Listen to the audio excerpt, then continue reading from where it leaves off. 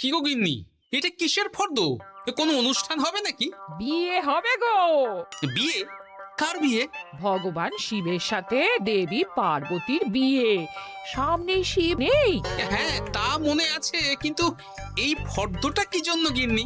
আমি শিবরাত্রির দিন বিকেলে বাবার মাথায় দুধ ঢালতে যাব, তাই তোমাকে আগে থেকে লিখে দিলাম কি কি লাগবে। সব আগে আগে নিয়ে আসবে। হ্যাঁ, দেখি কি লেখা আছে। দুধ 1 সের, গঙ্গা জল, নারকেল, ঘি, মধু, দই, সন্দেশ, রসগোল্লা, আকন্দ ফুলের মালা, ধূপ, মোমবাতি, 108টা বেলপাতা, ধূত্র ফুল, নীলকণ্ঠ ফুল, লাল পাড় সাদা পাটের শাড়ি। ওরে বাবা, এত কিছু! হুম, এখন ওরে বাবারে মারে কিছু চলবে না, চলবে না। আর আগে থেকে লিখে দিয়েছি, আমি কোনো বায়না শুনবো না। হ্যাঁ, যদি না নিয়ে আসো তাহলে কিন্তু চলে যাব। হ্যাঁ, বলি, শিবরাত্রির দিন তো মেয়েরা বাবার মাথায় দুধ জল ঢালে বাবার মতন স্বামীর কামনায়। তা আমি তোমার স্বামী তো উপস্থিত, তাই এত কিছু। তোমার মঙ্গল কামনায় গো। তুমি আর বাড়তি কথা বলবে না, যা বলেছি সেদিন নিয়ে আসবে। হ্যাঁ, বেশ বেশ, ঠিক আছে বাবা, ঠিক আছে। তাহলে আমি এখনই যাই, সব দোকানে দোকানে বায়না করে আসি। সেদিন তো এইসব জিনিসের চাহিদা তুঙ্গে থাকে। হ্যাঁ, তা যাও, সেটাই বুদ্ধিমানের কাজ হবে। হ্যাঁ,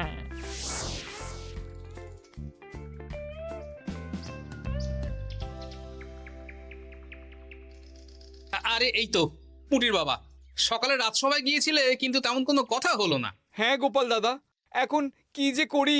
ঠিক আছে ঠিক আছে, আমি দেখছি কি ব্যবস্থা করা যায়, বুঝলে। ঠিক আছে গোপাল দাদা, একটু দেখো, বুঝতেই তো পারছো অভাবের সংসার। হ্যাঁ হ্যাঁ, কোনো চিন্তা করো না।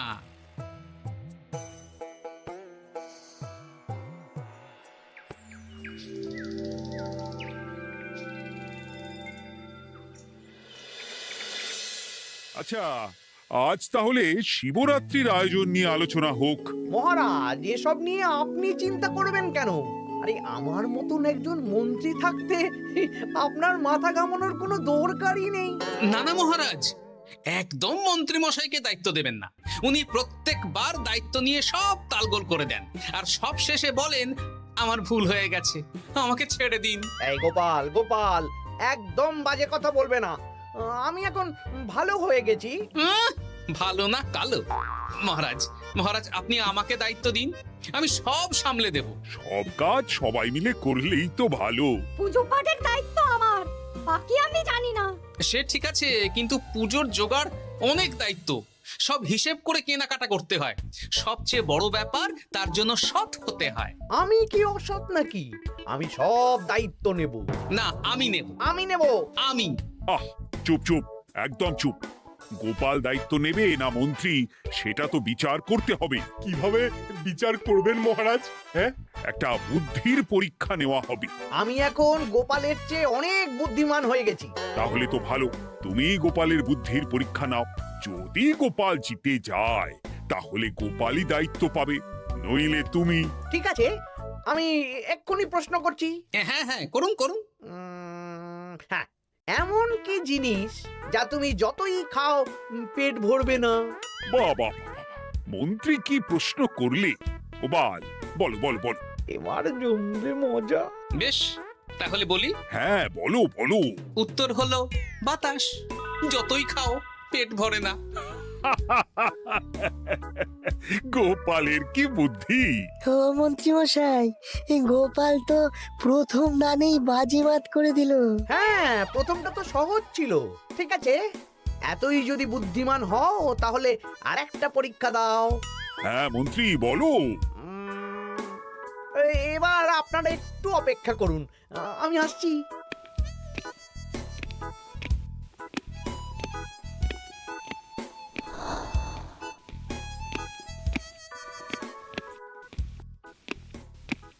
এই তো মন্ত্রী এসে গেছে, আবার হাতে একটা খাঁচা। এই নাও গোপাল, এই খাঁচায় একটি অদৃশ্য মুরগি আছে। তুমি যদি বুদ্ধিমান হও তবে এর মাংস রান্না করে আজ নৈশভোজে মহারাজকে খাওয়াতে হবে। যদি না পারো, দায়িত্বের দও পাবে না। বেশ, তাহলে দিন, আমি রাতেই আসছি, রান্না করে নিয়ে আসছি। আপনারাও সবাই হাজির থাকবেন কিন্তু।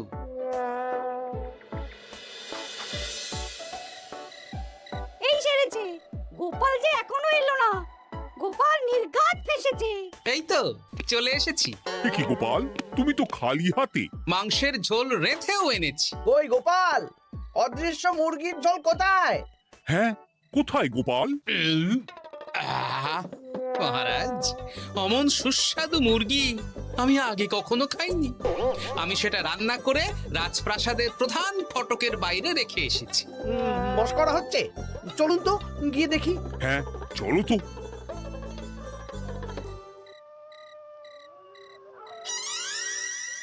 এ কি, এখানে তো কিছুই নেই, আমি তো দেখতে পাচ্ছি না। আমরা তো কেউ কিছু দেখতেই পাচ্ছি না। কোথায় কোথায় মাংসের ঝোল? আরে মন্ত্রী মশাই, অদৃশ্য মুরগি রান্না করলে ঝোলটাও তো অদৃশ্যই হবে।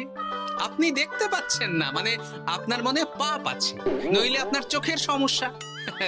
মহারাজ তো ঠিকই দেখতে পাচ্ছেন, তাই না মহারাজ?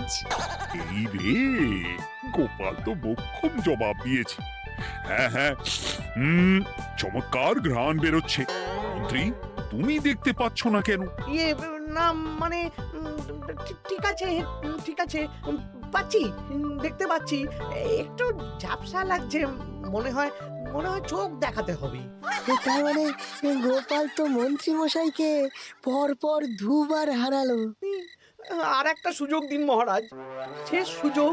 বেশ, দিলাম। গোপালের কিন্তু বিশাল বুদ্ধি। মন্ত্রী, দেখো তো তুমি পারো কিনা, আর এটাই শেষ সুযোগ। মহারাজ, গোপাল যদি এতই বুদ্ধিমান হয়, তবে ও কি বলতে পারবে কাল ভোরে আমার মনে প্রথম কোন চিন্তাটা আসবে? এটা তো খুবই সহজ কথা। কাল ভোরে আপনার মনে প্রথম চিন্তা আসবে মহারাজ যেন দীর্ঘজীবী হন এবং রাজ্যের উন্নতি হোক। এই সেরেছে, এবার তো মহা ফাপড়ে পড়লাম। আমি যদি বলি না, এটা আমার চিন্তা ছিল না, তবে মহারাজের কাছে করদান যাবে। আর যদি বলি হ্যাঁ, তবে গোপালের বুদ্ধির কাছে আমাকে হার মানতে হবে। কি মন্ত্রী, বলো। হ্যাঁ, ঠিক বলেছ গোপাল, এটাই আমার চিন্তা ছিল। সাবাস গোপাল, সাবাস, কি তীক্ষ্ণ বুদ্ধি। তাহলে এই বুদ্ধির পরীক্ষায় বিজয়ী হলো গোপাল। জয় গোপালের জয়। তাহলে শিবরাত্রির পুজোর আয়োজনের দায়িত্ব এবার গোপালের। আমার আর কোনো চিন্তা রইল না। মহারাজ, গোপাল তো সব দায়িত্বই পেল, আমাকেও কিছু একটা দায়িত্ব দিন। আমিও একটা ঈশ্বরের সেবা করার সুযোগ চাই। আহ, তুমি তো হেরে গেলে। তাতে কি, ভালো কাজ করতে চাইছি, একটু সুযোগ দিন মহারাজ। বেশ, তাহলে তুমি গ্রামবাসীদের ভোগ প্রসাদ খাওয়ানোর দায়িত্বটা নাও। ধন্যবাদ মহারাজ। হ্যাঁ মন্ত্রী, মিলেমিশে কাজ করো, কিন্তু ঝামেলা করো না। না না, আমি সুষ্ঠুভাবে পালন করব। ঠিক আছে মন্ত্রী মশাই, তাহলে ওইটুকুই করুক, কিন্তু আমার কাজে কোনো বাধা দিতে আসবেন না। না না না, তোমার কাজে কোনো বাধা আসবে না। আমি ভোগ প্রসাদ বিতরণ, খাওয়া দাওয়া, এই সব ব্যাপারটা দেখব।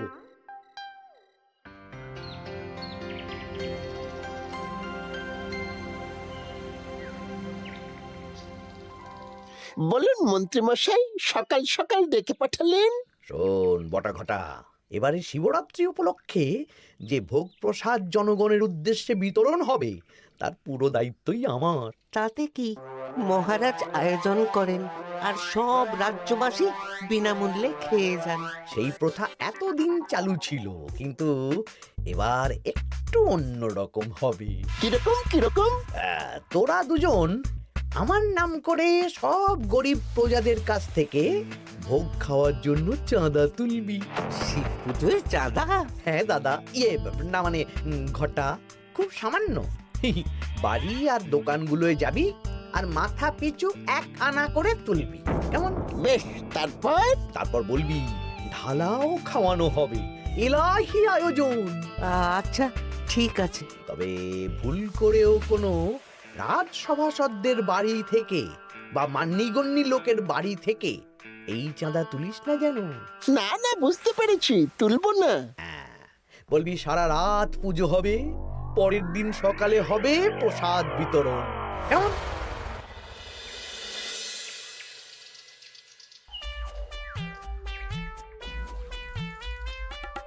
বলা, এবারে শিবরাত্রি উপলক্ষে যে পূজা হবে তার ভোগ প্রসাদ খাবে তো? হ্যাঁ হ্যাঁ, নিশ্চয়ই নিশ্চয়ই। এবারে সব দায়িত্ব মন্ত্রী মশাইয়ের, এলাহি আয়োজন। তা তোমাদের বাড়িতে কতজন সদস্য? আমি আর আমার গিন্নি দুজন। তাহলে দুয়ানা দাও, এক আনা করে দুজন। হ্যাঁ, আবার অর্থ দিতে হচ্ছে। হ্যাঁ, এলাহি আয়োজন, তাই এই সামান্য অনুদান। আচ্ছা বেশ, এই নাও দুয়ানা। চিন্তা করো না ভোলা, এমন খাওয়ানো হবে না। রাতের বেলা শিব পুজো আর পরের দিন সকালে জীব পুজো।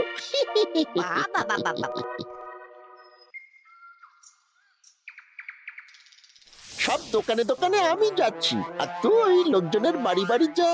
বেশ। রে, কত হলো? অনেক হয়েছে মন্ত্রী মশাই, এই দেখুন। বাবা বাবা বাবা, এক আনা করে নিয়েই তো থলে ভরে গেছে। হ্যাঁ, এবার হবে মাছের তেলে মাছ ভাজা।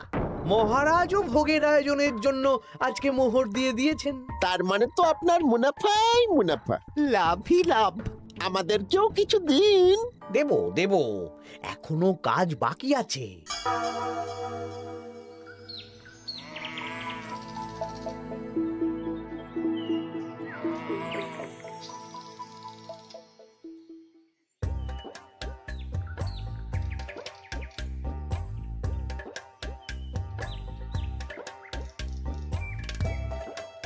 আরে আরে গোপাল দাদা যে, এত কিছু কি নিয়ে যাচ্ছ?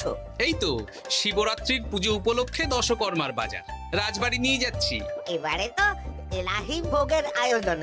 রাতের বেলা শিব পুজো আর পরের দিন সকালে নাকি জীব পুজো। মন্ত্রী মশাই দায়িত্ব নিয়ে খাওয়াচ্ছেন। না না, খাওয়ার আয়োজন তো এমন কিছু নয়। আমি যতদূর জানি ওই খিচুড়ি, আলুর দম, ছেঁচড়া, পায়েস, চাটনি আর একটা করে মিষ্টি। আর যতদূর জানি এই ভোগ খাবার জন্য সব গ্রামবাসী থেকে মাথা পিছু এক আনা করে নিয়েছেন। হ্যাঁ, ভোগের প্রসাদ তো বিনামূল্যে। মন্ত্রীমশাই এক আনা করে মাথা পিছু নিয়েছেন? হ্যাঁ গো, এরকম তো কথা ছিল না। আচ্ছা আচ্ছা, আমি দেখছি কি করা যায়। দেখছি আমি দেখছি।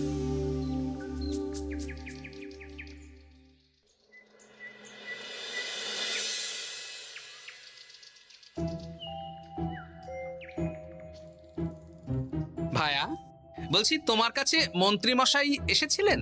হ্যাঁ, চালের বায়না করে গেলেন। তা কি চালের বায়না করলেন? খুবই সাধারণ চাল, আমার দোকানে সবচেয়ে কম দামি চাল বলতে পারো। সে চাল তো আমি পুজোর দিন পাঠিয়ে দেব বলেছি। আচ্ছা, কেনাকাটার রসিদপত্র? না না, সেসব হয়নি, শেষে দেব। শোনো, মহারাজের আদেশ, মন্ত্রীমশাই যে চাল বলেছেন তার থেকে 5 গুণ উৎকৃষ্ট মানের চাল দেওয়া চাই। যে চাল রাজা বাদশারাও খুব কম খান, সবচেয়ে দামি চাল। আচ্ছা, আর ডাল? ওটাও 1 নম্বর মানের সোনামুখ দেবে। বেশ। মন্ত্রীমশাই যা যা বায়না দিয়েছেন পরিমাণ এক থাকবে, শুধু জিনিসপত্রের মান বাড়বে। ঠিক আছে? আচ্ছা ঠিক আছে। আর একথা মন্ত্রীমশাইকে জানানোর দরকার নেই, শুধু মোহরটা ওনার কাছ থেকে আদায় করে নিন। যেদিন খাওয়ানো হবে সেদিন বিকেলে যাবে, মানে শিবরাত্রির পরের দিন বিকেল। বেশ।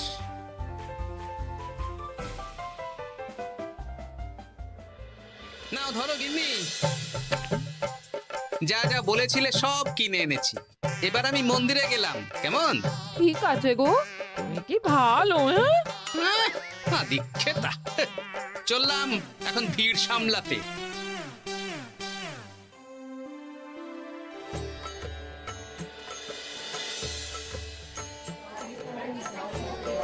একটু সারিবদ্ধভাবে দাঁড়ান, আপনারও সুযোগ আসবে। বাবা কাউকে ফিরিয়ে দেবে না। দেখো মন্ত্রী, দেখো গোপাল কি সুন্দর ভিড় সামলাচ্ছে। ওকে তো এই জন্যই দায়িত্ব দেওয়া। হ্যাঁ, তাই তো দেখছি। ওম নমঃ শিবায়। হে ভোলানাথ, দেবাদিদেব মহাদেব সকলের কল্যাণ করুন। জয় দেবাদিদেব মহাদেবের জয়। হে ভোলেনাথ মহেশ্বর, মঙ্গল করো বাবা। জয় বাবা ভোলাদেব মহেশ্বরের জয়। তা তোমার শরীর এখন কেমন? এই তো বেশ ভালো আছি। সবই তোমার জন্য। তুমি না সাহায্য করলে ওই ওষুধ আমার পেটেই পড়তো না। না না, আমি তো নিমিত্ত মাত্র, সবই মহাদেবের ইচ্ছে। জয় বাবা মহাদেবের জয়। চলি গো। কাল ভোগ খেতে তাড়াতাড়ি চলে এসো।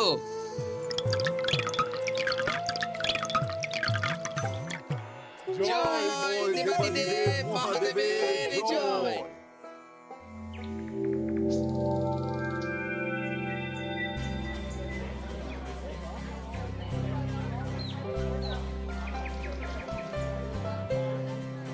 সত্যি মন্ত্রী মশাইয়ের ভোগের প্রসাদ পেয়ে মনটা ভরে গেল। কি সুন্দর রান্না, আর খাবারের গুণমান কি ভালো। তার ওপর রসগোল্লা কত বড় বড়। এত বড় রসগোল্লা খাওয়া তো দূর, বাবার জন্মে চোখেও দেখিনি।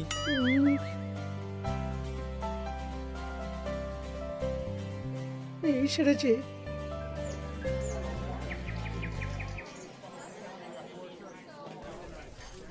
এই যে পাচক ঠাকুর, শোনো। বলুন মন্ত্রী মশাই, আজ আমি খুব খুশি। কেন? আপনি মহান। কেন? মানে আপনি যে চাল পাঠিয়েছেন সে চালে রান্না করা আমার স্বপ্ন ছিল। কি গন্ধ, কি গুণমান, রাজা বাদশাদের চাল বলে কথা। আমি তো খুব সাধারণ মানের চাল দিতে বলেছিলাম, 30 আনা সের মূল্যের চাল। কেন, নবাব বাদশাদের ঘরে এই চালটা থাকে। তাই? কোথা থেকে এলো? কেন, চালের দোকান থেকে এসেছে। মিষ্টিও দারুণ, রসগোল্লা তো নয়, যেন যেন একেবারে বড় বড় রাজভোগ। কি আকার, কি গুণমান, কি স্বাদ। আহা, দেখুন দেখুন দেখুন। বাবা, ভোলা এত বড় রসগোল্লা দিয়েছে। ঠিক আছে, যা হচ্ছে হতে দে। আমি তো চিন্তায় পড়ে গেছি।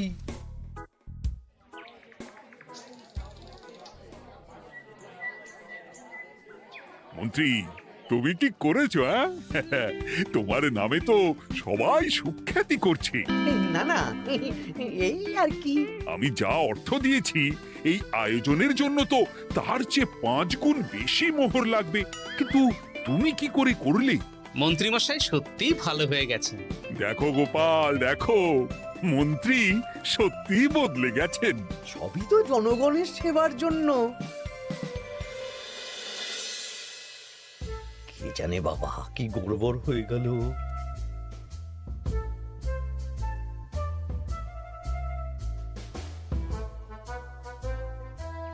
মন্ত্রী মশাই, বকেয়া পাওনা নিতে এলাম। আপনার মোট হয়েছে চালের 350 মোহর, মুগ ডালের 250 মোহর, আর মশলাপাতি 100 মোহর। হ্যাঁ, বলো কি? মন্ত্রী মশাই, ওই আপনার মোট বকেয়া 300 মোহর। আর আমার এই 150 মোহর। হ্যাঁ, চলুন মহারাজ, একটু মন্ত্রীমশাইয়ের বাড়ির দিকে ঢু মেরে আসি। চল। চলুন, ওনাকে গিয়ে ধন্যবাদ জানিয়ে আসি। এই না না না, আরে আরে আমি কি করে দেব? আমি কি চন্দ্রমুখী আলু দিতে বলেছিলাম? আমি কি করে দেব? না না, ও আপনাকে দিতেই হবে। হ্যাঁ, কি বলছো মন্ত্রী? তুমি এত ভালো কাজ করেছো, এত বড় মুখ করে সকালে বললে যে সবই জনগণের সেবার জন্য। আরে আমি কিভাবে জানবো যে এত খরচ হয়ে যাবে? কেন মন্ত্রীমশাই, আপনি তো গ্রামবাসীদের থেকে অর্থ নিয়েছেন, মাথা পিছু 1 আনা করে। হ্যাঁ, মানে এই সব তো কথা ছিল না। এই সেরেছে। গোপাল কি করে জেনে গেল? এসব কথা কি আর চাপা থাকে? আর সেই জন্যই তো আপনি ভালো মানের খাবার খাইয়েছেন। সত্যি তো, যে মানের খাবার খাওয়ানো হয়েছে তা কৃষ্ণনগর কেন, আশেপাশের কয়েকটা নগরের লোকও এই জিনিস চোখে দেখেনি, আর তাই তুমি অর্থ আদায় করেছো। না মানে, আমি বুঝতে পারছি না, আমার অনুমতি ছাড়া এগুলো হলো কি করে? মন্ত্রী মশাই, বকেয়া পাওনা দিন, নইলে খারাপ হয়ে যাবে বলে দিচ্ছি। হয়ে গেল, আমি ভিখারি হয়ে গেলাম। ও গিন্নি, মোহরের থলেগুলো নিয়ে এসো, গয়নাগাটি নিয়ে এসো। আমাকে পথে বসিয়ে দিল। কে কে আমার এত বড় সর্বনাশ করলো? আমি মন্ত্রী মশাই, আমি। আপনি যখন চাঁদা তুলে ভালো খাওয়াতে চাইছেন, তাই সবচেয়ে ভালো খাওয়ানোর ব্যবস্থা করে দিলাম, তাও আবার আপনার ঘাড় ভেঙে। আমার সর্বনাশ হয়ে গেল।